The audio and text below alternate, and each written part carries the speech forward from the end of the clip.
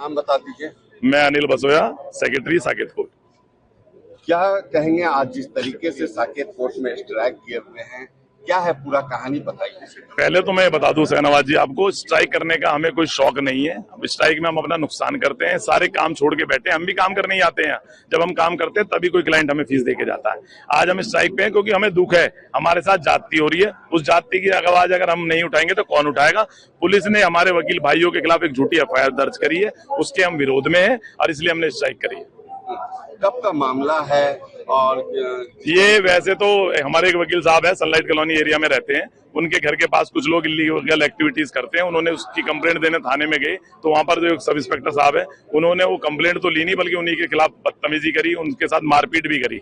जब वो कंप्लेंट हमने रिसीव कराई बाद में, उसके बाद वो यहाँ पर मिले उन्हें कोर्ट के बाहर। उन्होंने पूछा भी मेरी कंप्लेंट पे कार्रवाई क्यों नहीं कर रहे, तो उन्होंने वहां भी उनके साथ ये बदतमीजी करी। वो तो वकील साहब सारे साथ थे, तो हमारे वकील को बचाया गया। उसमें थोड़ी सी धक्का मुक्की हुई, उस धक्का मुक्की को लेकर वो जाके एक झूठी एफआईआर हमारे दर्ज करा दी, जबकि हमने भी कंप्लेंट दी, उस पर कोई कार्रवाई नहीं हुई। उस एफआईआर के विरोध में हमें कि कब तक हमारे खिलाफ एफआईआर करते रहेंगे।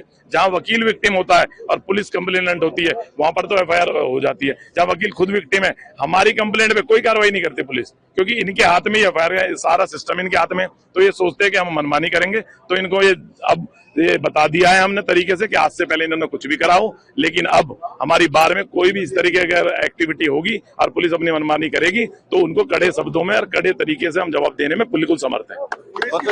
जिस तरीके से आम आदमी थाने जाते हैं कोई कंप्लेन लेकर, महीनों चक्कर लग जाते हैं एफआईआर करने वाले, ये आम आदमी की तो करते ही नहीं है, वकीलों की भी नहीं कर रहे। और जहां पुलिस का मामला हो तो 2 मिनट में हो जाती है। अभी आपने देखा होगा एक जज साहब के खिलाफ तो डीडी एंट्री 2 मिनट में लिख ली इन्होंने।